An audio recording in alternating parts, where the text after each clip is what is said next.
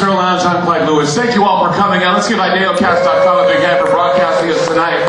Very grateful for them, for what they do for us here. And we'd like to thank all those who are listening on the internet tonight, and thank Bill Coons for videotaping this program. Of course, you'll be able to catch it on google.com, Google Video. It's going to be broadcasting. And it just seems like once the Google video comes up, we end up on Live Leak, we wind up on Yahoo, we wound up everywhere. And it just seems getting the message out, it's just great. We're getting the word out about Ground Zero Lounge. And I think that what you're going to be hearing tonight is something that I kind of got into last week, but I was so caught up in the mysticism that is the mind control and the techniques that the elite are doing to get you to, I guess, fall in line, if you will. Fall in line with the agendas that they've already been preparing, that they've taken many years to prepare. I mean, what we are witnessing now is a tremendous historical event. It's a tremendous historical event because what we are seeing is we're seeing the mass alchemy going on. It is biblical. Somebody said it is biblical. This is biblical. And tonight I'm going to be using some Bible. The reason why is because I have said many times from this stage that the Bible itself is being used as a blueprint for the elites, so that not only, and they're not only using the Bible, but they're using all the other scriptures too, as methods to at least get people to pay attention. I mean, back in the days of Hitler, they used Nostradamus and they used the Bible. In fact, they would rewrite certain scriptures and certain quatrains in order to make it look as if the Germans were going to win the war. And they were very successful because, you know, using some of the mysticism and belief systems of our forefathers, and using all kinds of different belief systems and aspects get us to fall in line. Using certain numerological sequences get us to think. Numbers are powerful, words are powerful. And we're going to try to demonstrate that tonight with this program. I call the program Death by a Million Stings, and you'll find out why. Zbigniew Brzezinski is the author of a book that should have been read by every American interested in the future of this country. It's entitled The Technocratic Era, or the Technotronic Era, if you will. It was commissioned by the Club of Rome, and what it is it's literally an open announcement of the manner and methods to be used to control the United States in the future. And some of the things in that book have already taken place.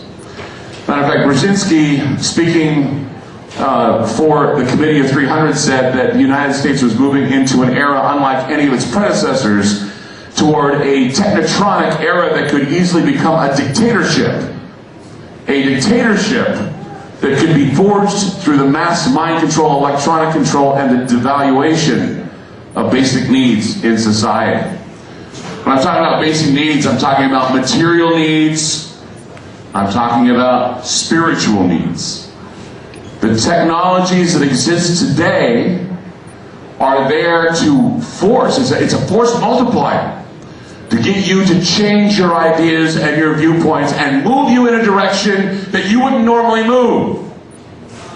I demonstrated a show last week about that. How certain memes, whether they be ancient or religious or what have you, can move your mind and your mentality in a direction that you wouldn't normally go. Maybe you wanted to go that way.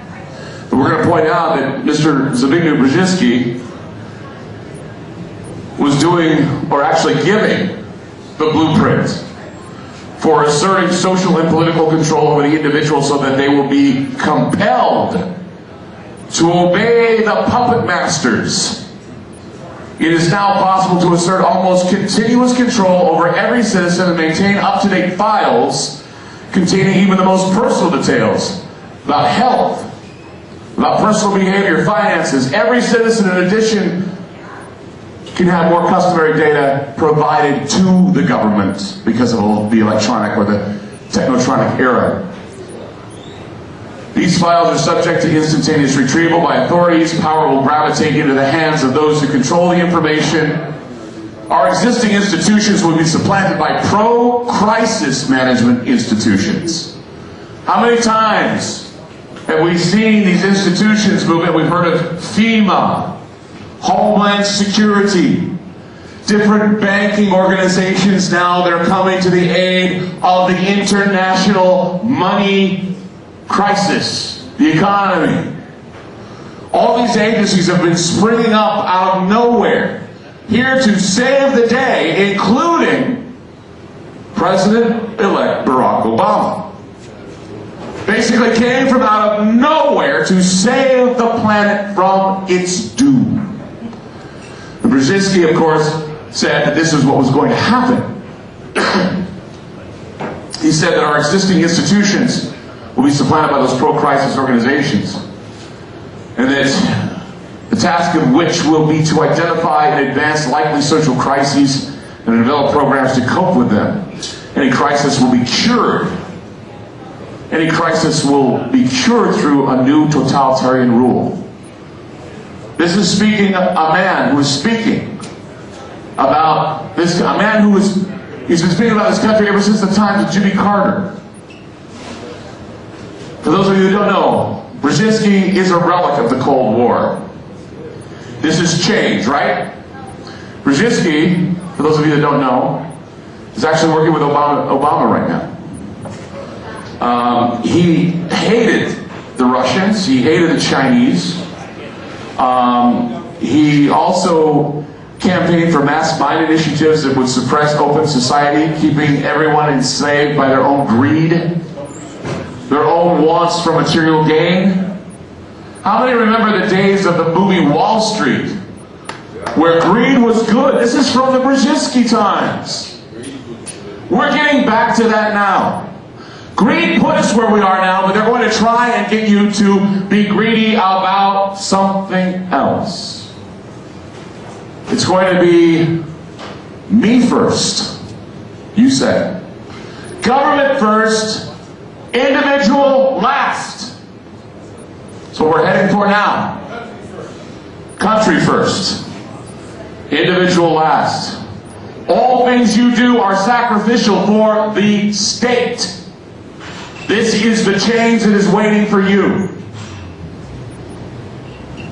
He advocates, Brzezinski advocates, the Illuminati Committee of 300 agendas that create marked social change. These changes led us into the terrorism we see now. Remember, he said that if he had a chance to make those deals that he did back in the days of Carter and Reagan, he'd do it all again. All those deals brought us people like Osama bin Laden, Saddam Hussein. And here we are now, still in this terror type of attitude, thinking that Obama's going to change it all. We've seen change take place, real change take place in the past 8 years. Think about it. We have changed in the past 8 years. In fact, many of the changes, nearly all the changes that have taken place in the United States over the past 8 years have been driven by the fear of terrorism, which has been routinely exploited by politicians of both parties in pursuit of various objectives. Every candidate has used terrorism as that two-headed baby on a stick that it shakes in front of you and says, this is your future. This is the end. This is what we need to get you to activate. Certain words, certain symbols, certain numbers, certain ideas, certain things trigger you into action. The boogeyman under your bed still exists. The comedy that's next door still exists. Everything that you have heard about is real. Zombies make great motivators in graveyards, and they are living right next door to you. It's going to continue as long as it's effective, as long as you believe the hype of it all. Terrorism and terrorists were cited repeatedly. And I've been doing it. I've been putting together sound bites that I want to use for a ground zero continuum. When I get around to making it, I'll figure out what I'm going to do with them. But I have sound bites that repeatedly say, in both the Democratic and the Republican conventions, every candidate has said things about terrorism. trigger phrase. It keeps Americans in a cloud of anxiety. When you're in a cloud of anxiety, you do a lot of stupid things. We all know this about 9/11, right? When the dust had settled, we were still stuck in that cloud of anxiety, wondering who was going to bring us the people responsible for the attacks of 9/11. And they never did. They gave us theories. They gave us all kinds of different reasons why we should be afraid of those brown-skinned people over there. Never concrete evidence to demonstrate that they really did attack us. All we had was speculation.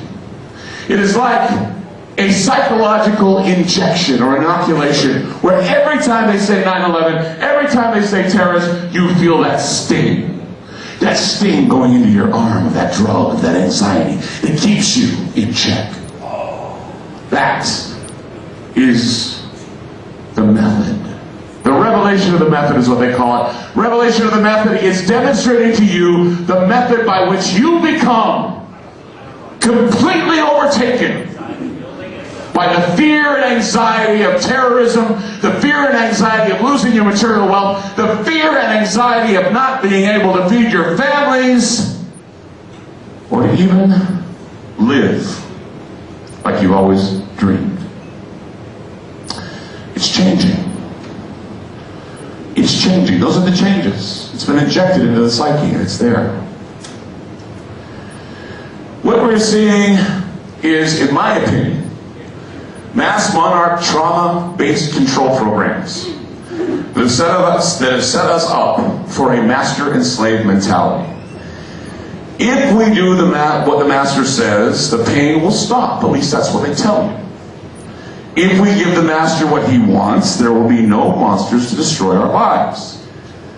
In some respects, many Americans have a dissociative disorder.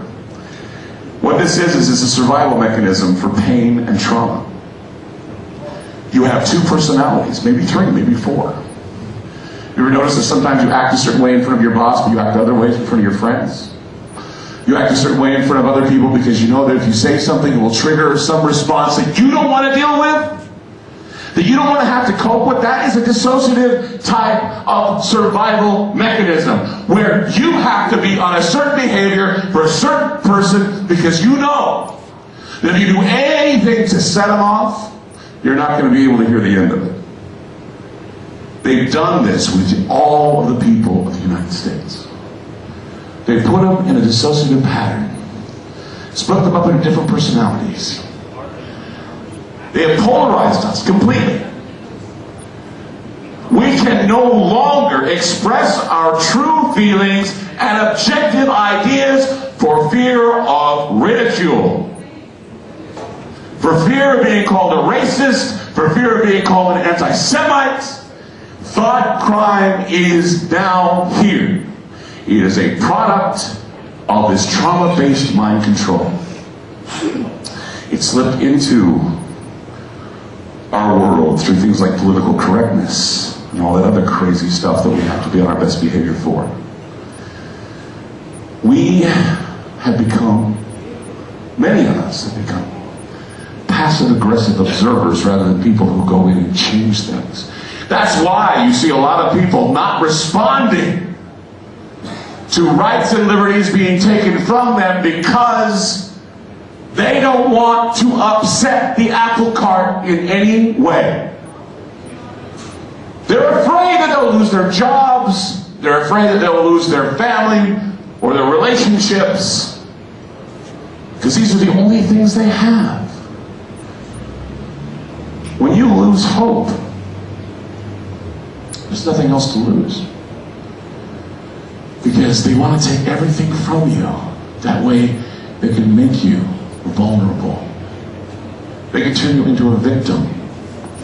That's the purpose, right? You keep stinging you with these barbs and jabs and pain and ghosts and horrors. Enough to make you say, okay, already, I give. Whatever you need for me to do, I will do it. How many people heard during the election, I don't care that the $700 billion bailout sounds like socialism. I don't care that it sounds like Mussolini fascism. It's change and it's better than George W. Bush. How many people have heard that by a pause? A couple of you? I heard it and it made me sick. Because that means that it doesn't matter. That values don't matter. Certain values that we have clinged to don't matter. And the reward, what is it? Where's this reward you're supposed to get for being patriotic, for being behind the Bush administration, for being behind Barack Obama? Where the hell did it get you? Did it get you anywhere? Are you better off now? Now that Obama's in, okay, we had that fuzzy little pink feeling when he got in, but now, where is it now? Where is it? It's not here yet. It's lost. Some people are still living it because, hey, you know, this is their day. It's going to change, though. See, each time Americans are faced with a crisis or fear, we're wounded. You're wounded, whether you know it or not. You're wounded inside, okay? You feel it. You get discouraged. This is why we have ads on television about Zoloft and about Paxil and about how you can't get your dick hard. This is why we have these problems in society. We have performance anxiety with everything we do. From sex to even talking with one another. We're afraid we're going to offend everyone else. Fuck that. Whatever happened to being able to express yourself? It got thrown out with political correctness. It got thrown out with this whole new idea of change. Why the fuck do we continue to believe this bullshit? The psychological sting continues to linger even after years of thinking that we've completely healed from the attacks that we have received, and this goes back farther than 9/11. Because remember, in the Clinton administration, we had five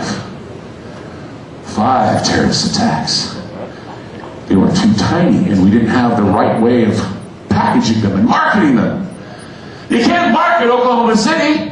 You can't do it. They had a hard time doing it. Waco, you couldn't market that. Why? A bunch of cult people basically burned themselves to death. Bullshit. You can't market that kind of shit. These people were still trying to figure out what was going on. But when two planes hit two towers and they're representations of something that is holy or something that is sacred, immediately we know that they were after us and they wanted to bring us down. These feelings of fear and anxiety are not going to go away with Barack Obama. No. Why? Because they are tools to keep you in line, goose-stepping with whatever comes forward. This is a headline that I found. It says, transition can be a time of risk, Obama says. Obama is learning that the language of fear is an effective tool in moving things in the direction of those who are in control. Already, Obama is saying we have a risk of transition, terrorist attacks. He's already learning from those before him that yes, this can get people to either rally with you or to fear the future. This isn't change, people. This is from the book of the Washington Consensus, the Patriot Act, whatever you want to call it, the Bush Doctrine, that Sarah Palin apparently didn't know anything about, which of course they just revealed that somebody within the McCain administration hated Sarah Palin and spread all these horrible rumors about her. It's interesting how things travel in this day, in the day of the technocracy, if you will. Joe Biden even said that Obama will respond decisively to a foreign policy test in his first 6 months. It might even be suggested that the new regime could prove more trigger-happy than the current one.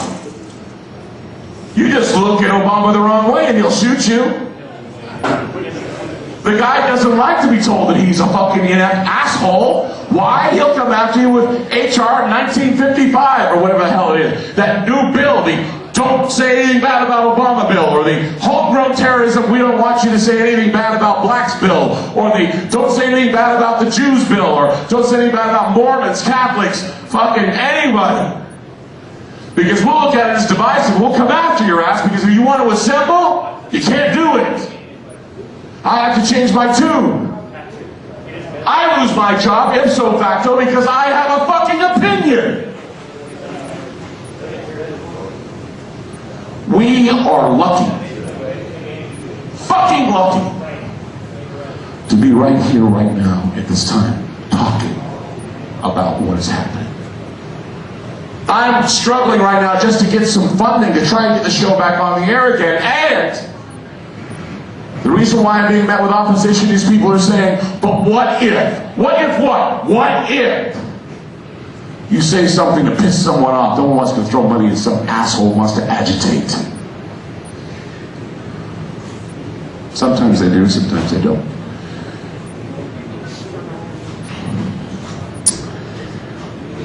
I was watching every Sunday morning, sometimes I flip through the channels to see if I can find anything to watch from Meet the Press to whatever.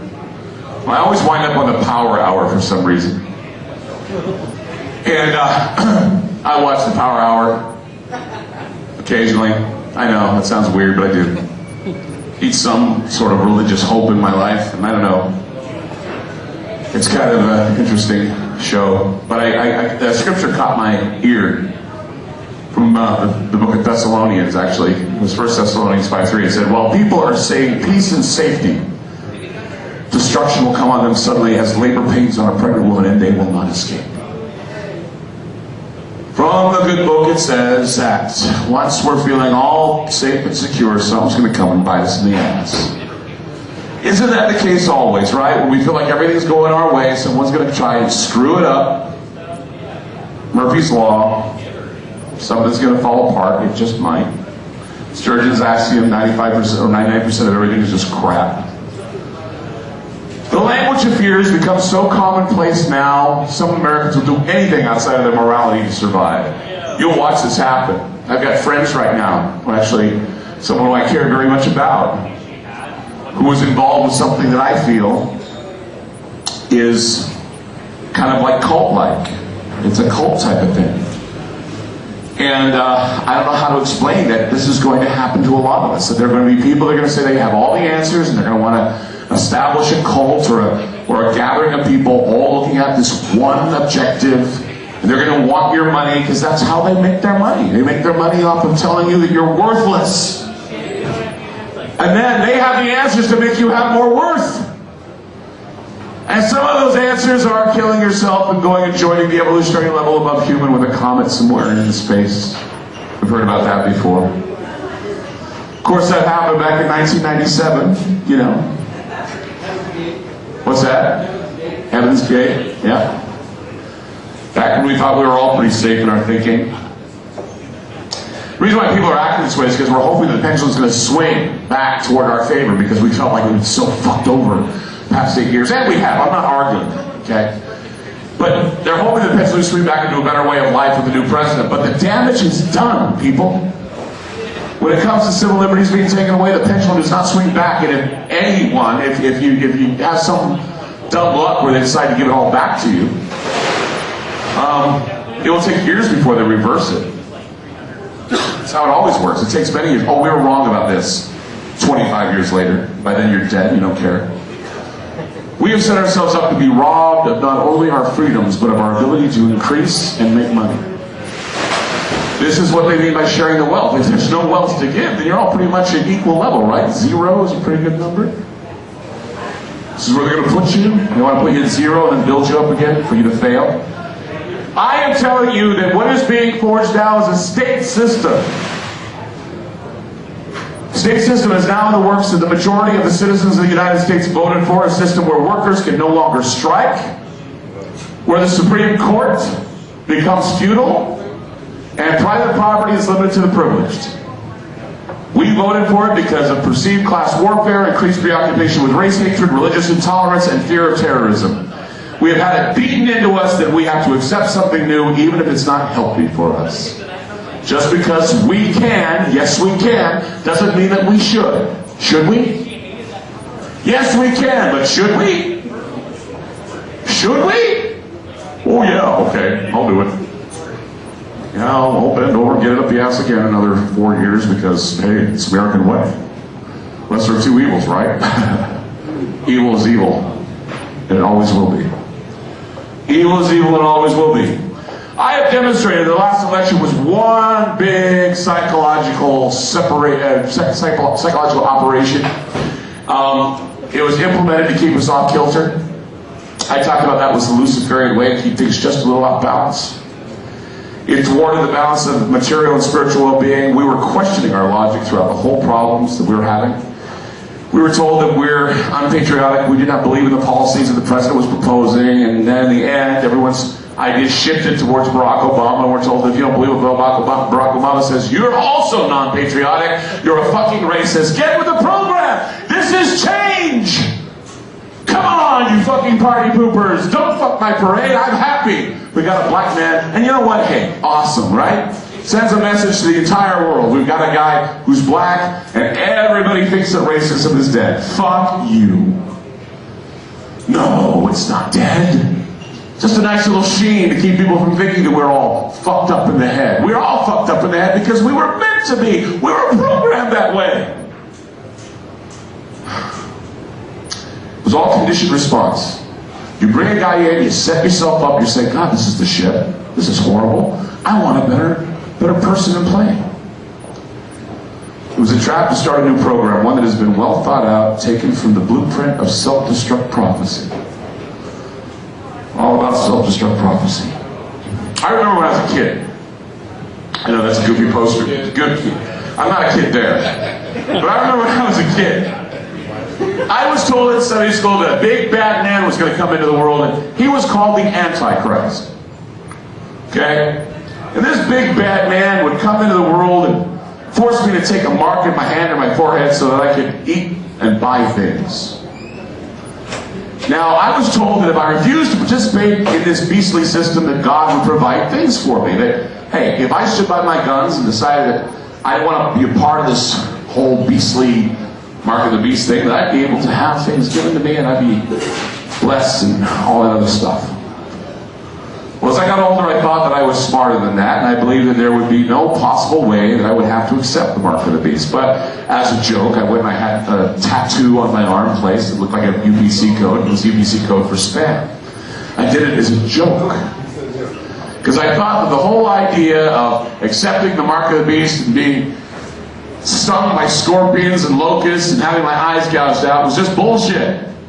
It was so ludicrous, I was laughing about it. I thought, this has got to be nuts. Who the hell in their right mind would accept a mark of the beast? People are going to say, that's bad, right? I've seen it. It's the number 666. We don't want to have 666 on my head. Then you got all these other wackos, these religious wackos saying, I don't want that. And it gets so crazy that you don't know what to believe. But, of course, there's that scripture in the book of the Apocalypse that says that these scorpions had tails like those of scorpions. They were like these locusts with scorpion tails or whatever. And their tails would injure people for like 5 months. Don't know what that is. But it's some sort of torture, in my opinion. Someone's going to bug the shit out of you for 5 months. It's going to eat at you like scorpions eating at you.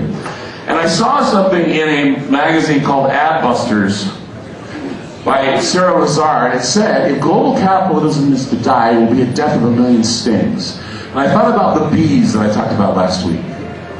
The good little social doobies that do everything that the beehive is supposed to want you to do in order to make socialism work.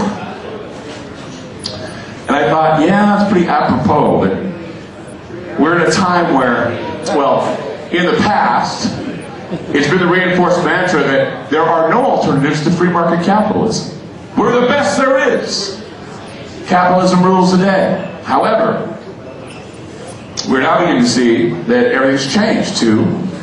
There's no alternative to a New World Order intervention to save capitalism from its inevitable tendency towards crisis. And the reason why I say this is because I don't know if you've been reading the news lately, but I've been seeing a lot of interesting things transpiring. Recently, World leaders met at the G20 conference in order to set in motion plans for a new world economic order.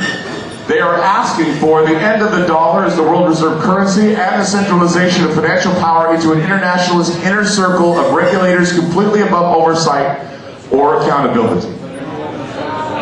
Yeah, they're having that meeting. They had that meeting, and here's the headline for those of you that want to pay attention. G20 shaping a new world order. U.S. economic mettle is tested as emboldened leaders from throughout the world gather in Washington to talk about the new world order, the new monetary system. Go ahead. When they left that meeting, those same leaders, they gave the power to the main person to implement this new order, the new President of the United States, Obama. They named him as the one who is to bring this into being. That's right. In fact, the International Monetary Fund would be the group that would dictate policies in all states. The IMF orthodoxy is austerity, sacrifice, deregulation, privatization, union busting, wage reductions, free trade, and the race to the bottom, and prohibitions on advanced technologies. The future of the economy, and I talked about this last week, the future of the economy is a global flushing of the banks in order to centralize more. A single currency will be created and participating states would have it distributed to them by private banks. Say goodbye to the dollar. They've already planned on getting rid of it. So they talked about last weekend. The Euro's coming. It is coming. It's been printed and ready to go. And I know a lot of you may think this is all conspiracy theory. They've already announced it. Your dollar is going bye-bye. And your 401k, kiss that goodbye too. Go ahead. Well, Abraham Lincoln in a speech 20 years before his president said if we were to die as a country, we'd only die by suicide. But if we kill the American currency and turn it into a world currency, then we're not dying by suicide. We're dying by... Yeah, we're dying by dollar sign. We're basically going to flush the economy. We have to in order to survive. It's leveling the playing field. You take a look at Gordon Brown, what he had to say. The New World Order is going to save the earth. We need a new financial order to save the earth. The Brazil, Russia, India, China bloc is reportedly objecting to putting so much power into the hands of the IMF, which is dominated by the U.S. and the British, with Prime Minister Gordon Brown and the Treasury Secretary Paulson of Goldman Sachs laying down the party line for the agenda, which will be the new currency and the new economy. The new Chinese economic measures are the opposite of the bankers' bailouts imposed so far in the wealthier countries. The Chinese will spend $585 billion on infrastructure, transportation, housing, and food production, with special attention to railroads, airports, and roads. The Chinese package is in the spirit of the Franklin Delano Roosevelt New Deal, and it would serve as the alternative plan to the New World Order proposed by the IMF. However, they don't like it. They've changed their minds. Remember I was talking about the Chinese proposal? I thought that was the one they were going to choose. They're saying, no, we don't want that now. Now people are saying, I would rather have the Chinese democracy than the democracy they're proposing. The lesser of two evils, right?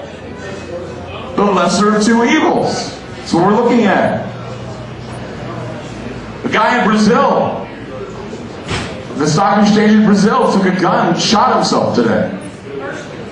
He sees what's coming. He's frightened. I'm sure we'll be hearing more about this coming up in more news stories where people are just going to say, hey, it's over for me.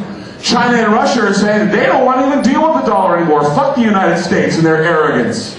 We're doing well with our new plan. Let them suffer because they want to play around with the IMF. And you know what's really weird about that? Always remember what happens when somebody says they don't want to go along with the program. What does that lead to, everybody? What? War. It leads to war. Oh no, we're not going to have war with Obama. No, not at all. No, this is going to be a big war. Big war. If Russia and China and the developing countries come out in an effective opposition, we may see the divided bloc, or what has been written as the Gog and Magog scenario of the apocalypse. The northern countries and the southern countries at war with each other is called Gog and Magog. Christians will have a heyday with this. This will be a huge, huge thing. In this opposing bloc, there will be Middle Eastern countries like Pakistan and Iran that will say, we don't want to play the game. How many times have we heard Obama say Pakistan and Iran are harboring terrorists? If these countries oppose the IMF plans, we could see them becoming the new enemy. This will topple the domino of the apocalyptic war that we've heard about. Specified in Christian books of the Apocalypse, this scenario is being played out not to fulfill a prophecy, but to be used as a floor plan to prepare the world for the great king. A king that is descendant of David, who once slew Goliath. That king will be the king of the world, and there's only two men right now that fit that description. Prince William and Prince Charles claim that they are descendants of the house of David. If you need a reminder about the struggle between democracies and monarchies, the modern-day David and Goliath series will air on NBC this January, called Kings. Notice the MK Ultra monarch symbol that is being used to promote this program. They're using a huge butterfly to remind you of this. We are part of a monarch program. This is what we're seeing right now.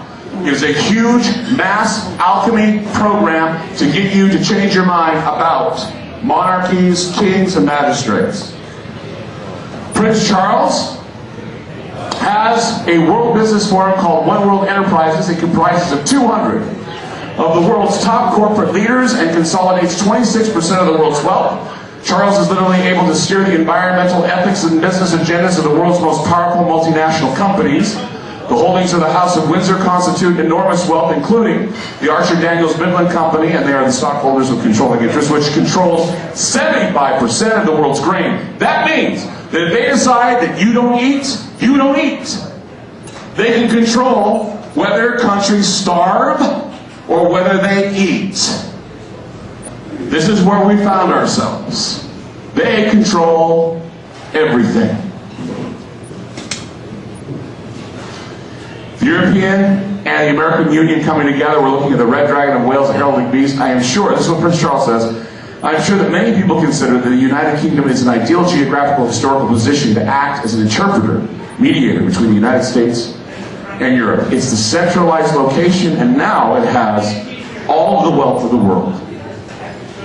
The United States is no longer in a position to dictate what the rest of the world will do or must do.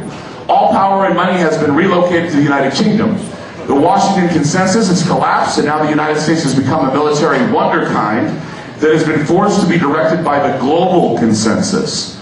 We are no longer a financial superpower in the world. We are no longer that anymore.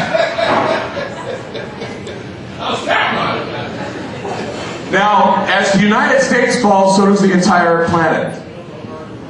The crisis is global, and there's now reason to create a global government that runs checks and balances on all banks in all countries. The implementation of new measures are inevitable. The global currency is being created and is ready to be distributed. This is a global concern, and as you will witness in the near future, leaders will act as kings and magistrates. They will be able to direct where the money goes and who gets the money. This is called spreading the wealth, people. You've heard Obama say spreading the wealth. This is exactly what it is. The International Monetary Fund will require the credit rating agencies to be registered and monitored to submit to rules of governance. They will hold the principles of convergence of accounting standards and re-examine the application of the fair market value rule in the financial field so as to improve its coherence with the rules of prudence and conservatism.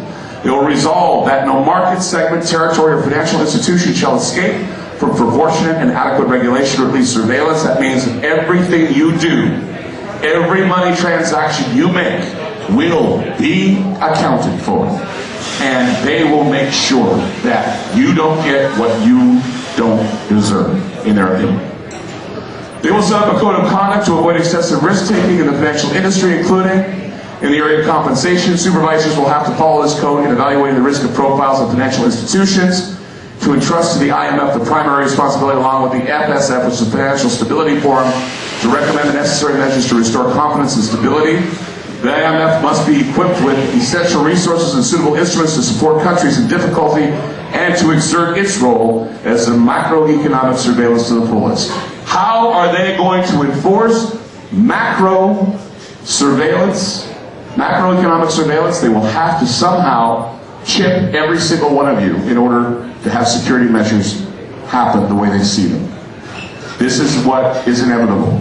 You will have to have a chip placed in you that has the information that they're looking for. Go ahead. So you're talking about the elimination of cash Eventually, yes. as a basis of transaction. Eventually, everything will be digital. It will not be anything in your pockets. You will have digital, and they can stop digital, and they can give you digital whenever they feel the need to do so.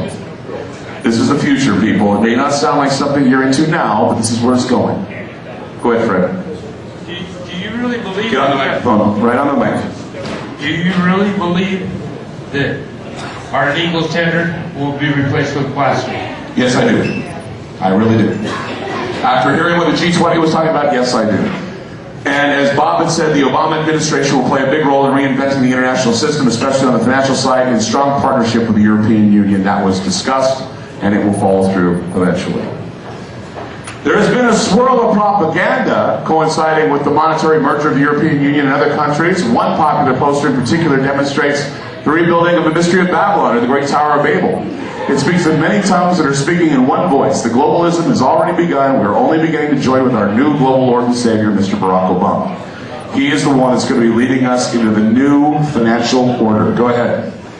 Not that I'm doubting Mr. Lewis here, but keep in mind that if things do in fact go to a card, and if things in fact do go to a digital sort of realm, keep in mind that whenever they build a bigger mousetrap, there's always people who are able to defeat it. There will be people out there who hack into the system, so remember, support your local hackers.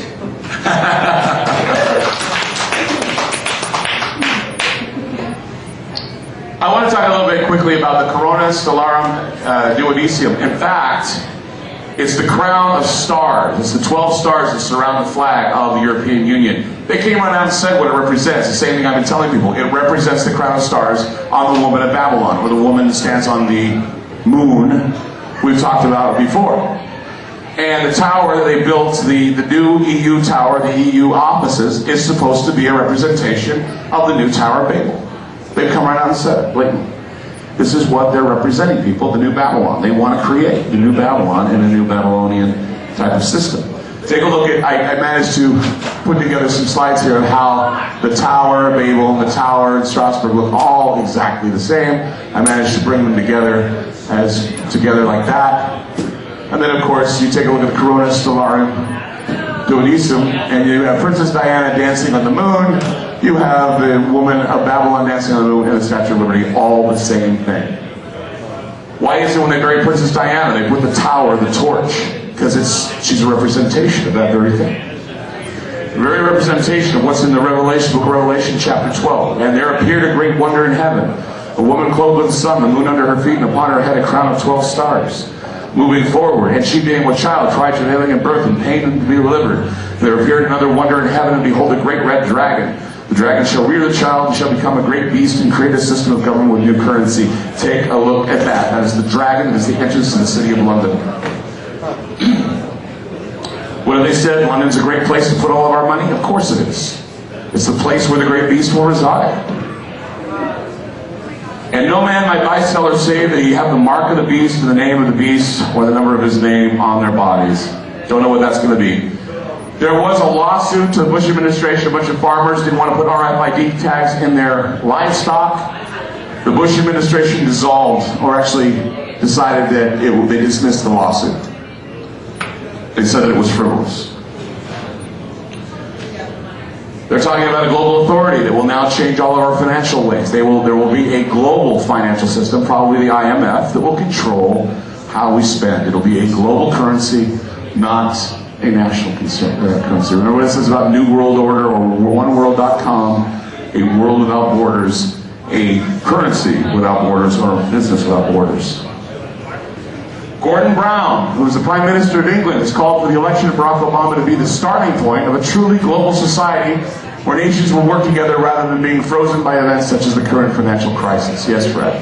How many Supreme Court justices are up for retirement right now? How do you feel this is going to affect what you're talking about? It will eliminate the Supreme Court because the state will be the Supreme Court. They won't need it. Baron David D. Rothschild sees a new world order in global banking governance. This is another story that came out. These have all stories that have come out since the G20. We provide advice on both sides of the balance sheet, and we do it globally. There is no debate that Rothschild is a Jewish family, but we are proud to be in this region. However, it takes time to develop a global footprint. Banks will deleverage, and there will be a new form of global governance. This is all planned out. Single global currency urges G20 to initiate research and planning for single global currency. I don't know how long that will take to implement, but they are ready to do it now. That is all from financial papers that I've gathered over the last week. Go ahead. Just a quick statement about the IMF. The IMF is a completely undemocratic organization wherein you buy your votes. So it's all about the more power you have, the more you're able to control things. Right, look where we're at now with money. People losing their jobs, people not having enough money to pay the bills. We need to realize we're all in this together, right? So if you're going to start demanding money of people, always remember, have a little bit of empathy, because you may be the very same person who doesn't have any cash. It's a Luciferian system in dry dock. It's something that's going to keep you from making decisions, because it keep you off kilter. You're damned if you do, you're damned if you don't, right? And when you cast your vote this last election, you probably voted for someone that was compromised by the betrayal that took place with a $700 billion bailout. I pointed that to you as well, but yet we still worked forward with it. We decided we didn't want to object to it. Someone who robbed from the poor to remain rich. That's what they did. They robbed the poor to stay rich. The worst or the lesser of two evils did not apply here, and I told you it didn't. Something that the people counted on that were in power is that you would not know and that everything would be changed, because they were doing a good job of programming you to think the change was happening. This is something that was voted, allegedly, by the people, for the people, or it was planned as an illusion to get people to accept the new global government, and that's what we're heading for. We've talked about this many times, and it's finally becoming a reality. Everything is permitted by those who have control over the money. There is no doubt as to who is more powerful. Whomever the banks decide to fund, that who's more powerful. Whomever decides to play their game. There is a money trail for every war, election, and terrorist attack. There's also money set aside to fortify saviors and gods. Yes, the strange money that went to Barack Obama came from other countries. The monies that came to fortify 9/11 to make that happen came from other countries. To level the playing field for this very crisis we are in right now, and I've said it from the beginning. 9/11 was bringing down the towers of commerce to demonstrate that we are no longer powerful and that we will level the playing field to create the global new world order. Simple as that. Simple as that.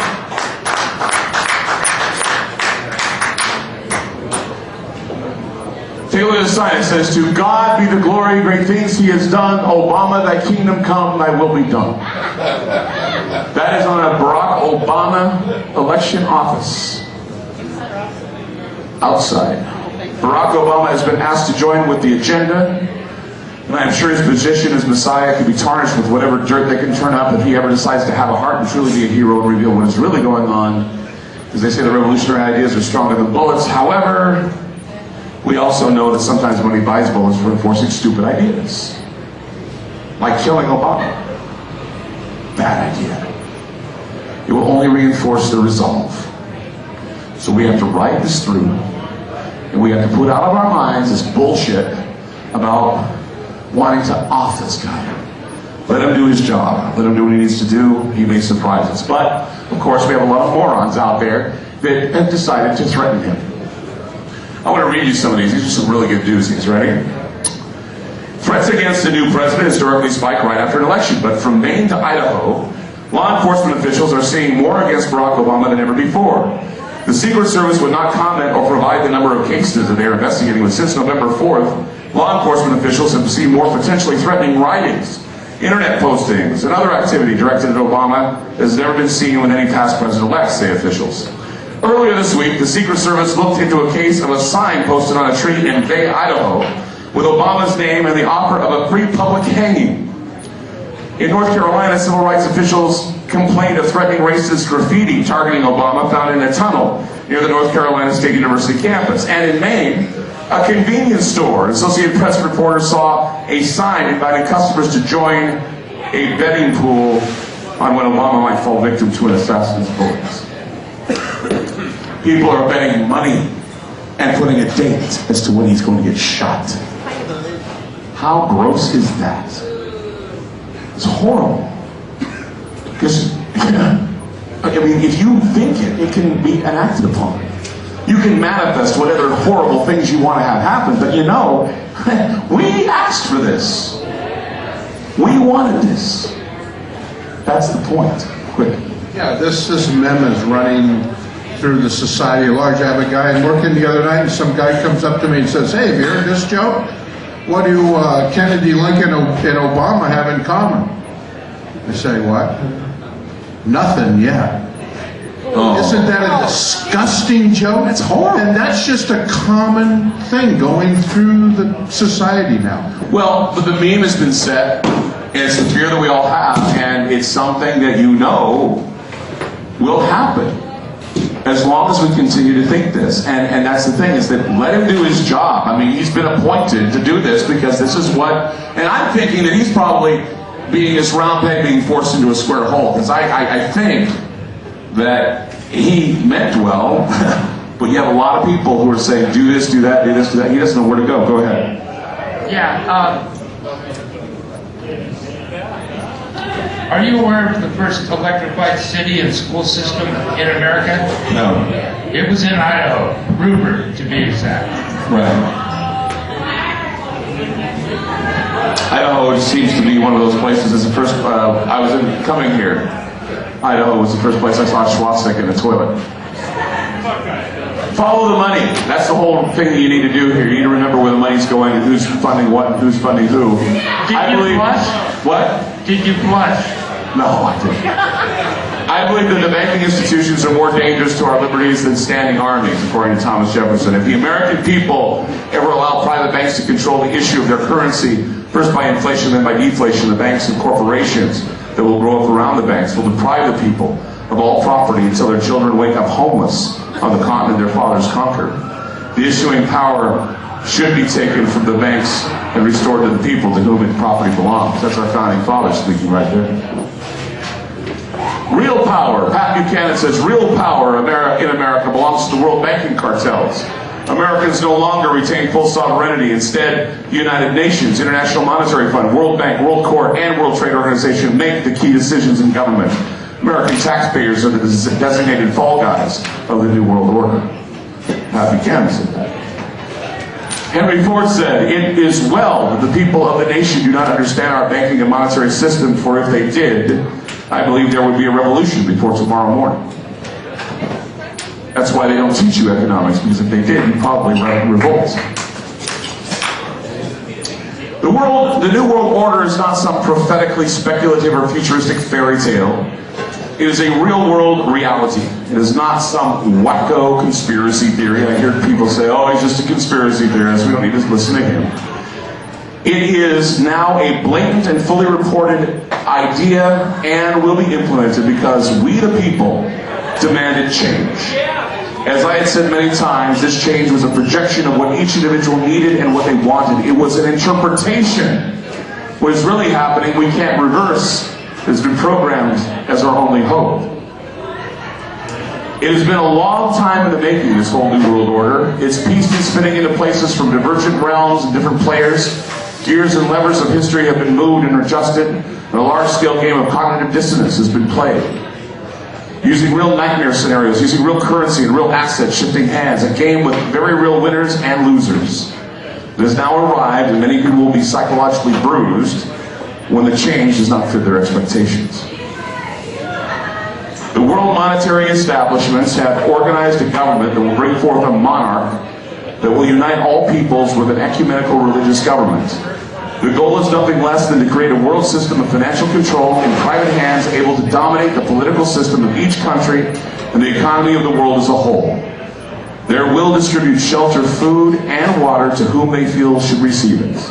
This is what a lot of people will see as the beast system, or the Great 666, and people are seeing it now.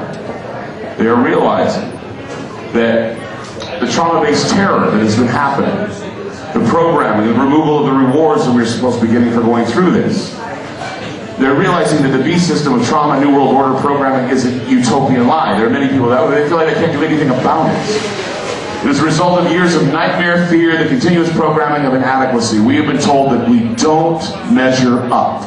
We're too fat, we're too thin, we're too ugly. We can't seem to get anything right. One thing we can do, though, is we can starve right. We can starve, everybody can starve, it's pretty easy to do. We can beg, it's pretty easy to do. And we can die, that's pretty easy to do as well. That is what the system is meant to do. keep you on the brink of starvation so that you'll be motivated enough to do whatever it takes to sustain your life. All you have to do is accept a mark, and that is the program of victimhood.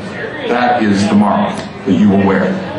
The 666 number is nothing more than a sign of the times. It is there to trigger you into thinking that all is falling apart. It is mystical and it is controlled by the trickster, as I pointed out many times. On November 5th, 2008, on the day that Barack Obama, the senator from Illinois, was elected president of the Illinois state, their winning pick 3 lottery numbers were 666. Yes, it's true.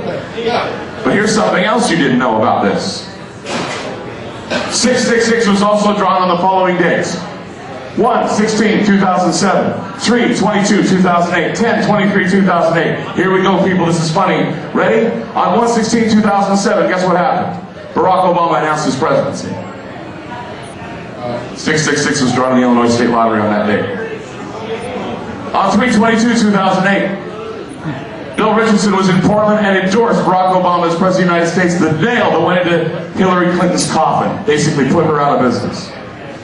That number, 666, was drawn on the Illinois State Lottery. On 10/23/2008, the New York Times endorsed Barack Obama as President of the United States. 666 was drawn in a 3-pick in the Illinois State Lottery. Yeah, you don't believe the trickster exists? He does, and he's playing with us all.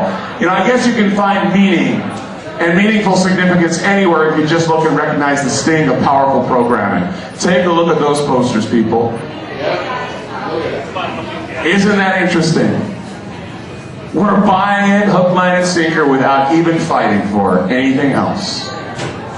I've shown you the videos of the children singing, the socialist ideals, the bees. I've demonstrated it all to you. It has nothing to do with my political affiliation. It has everything to do with my political knowledge.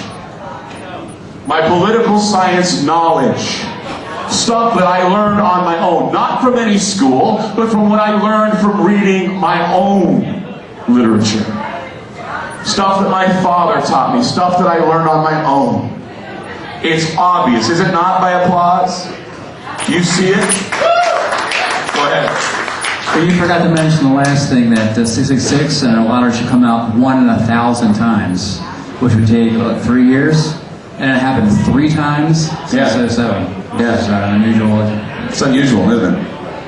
Now we know what numbers to pick, right? Whenever you get something big, 666. Illinois Lottery. What?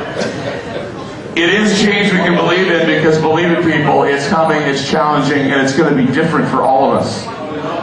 Every single person is going to feel the death of 1,000 or 1,000,000 stings. That is what they've told you. Every time it hits you, it's going to sting, and every time what doesn't kill you is going to make you stronger, and you're going to have to be strong. And you know, I'm afraid. I'm afraid because of what I do and what I say. And someone out there, and they've done it before, has misinterpreted what I say and do and think that I'm this way or that way, and they'll make their decisions, and somebody cold cocks you when you're sitting in a bar. Other people don't want to help you when you're struggling because they don't see any value in what you do. And the thing is, if you don't value something, it's going to go away. And I'm not doing this I'm retiring bullshit, because I'm going to keep screaming until I die. Hell, I got up on stage after I had my surgeries. I was carried on stage with stitches in my gut after my surgeries, which, by the way, a year ago, I went in for surgery and I survived. I'm very happy about that. Because I'm here now to give you the information. Yeah. So, yes, Bob. I was just going to say we should all pool our money and send someone to Illinois on Inauguration Day. That's a good idea. We should do that. It's a great idea.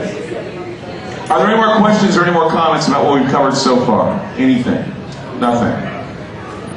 You covered it all. I hope I did. I hope I covered it all. We are, and I'm going to tell you now, we are speeding this process.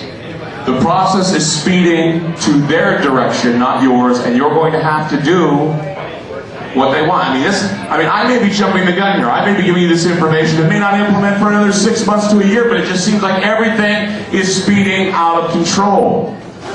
And someone needs to be satisfied. Someone needs to feel like they're getting their payoff.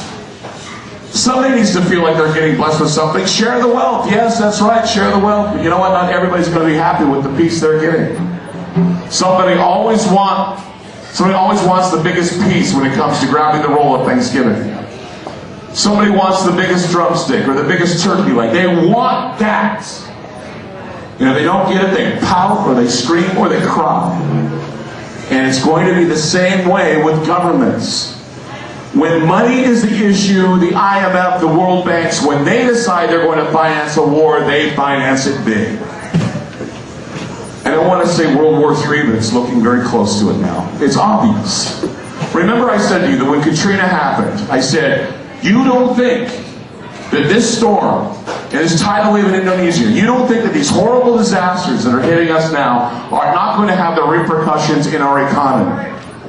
They will, and they have. We are struggling. But we need to rely on each other to find ways to overcome the losses. And if it just means that we have to visit each other every once in a while, and it means that we need to buy someone a cup of coffee every once in a while, remember those old songs, buddy, can you spare a dime? We're going to be back to that pretty damn soon. And pretty soon there's going to be competition for all the homeless guys standing around in downtown Portland. And there are going to be people who are going to be more creative to get that cash from them. Yep, there it is. It's going to happen. Anyway, I thank you all for coming out tonight. You want to say something else before we go? I just have a quick question. I think it should be a contest we should put out for everybody and find out what's going to be the new PC term for bread lines here in the next few months. Because we all know, and they're not going to call it bread lines. That has too much baggage associated with it. They're going to call it something else. Then I think we should have like a contest to see what are they Food distribution centers. Yeah, it's going to be something really sterile and unpretentious. Freedom lines, victory lines. Victory lines. Victory line, everybody, victory lines. Woo! Victory lines. What? And the symbol's going to be like this. It's right on. Yeah, go here, go here. Remember what George Carlin says, if you're flipping the peace sign, you're jerking off. I'm Clyde Lewis from the Ground Zero Lounge. Good night, everybody. Thank you.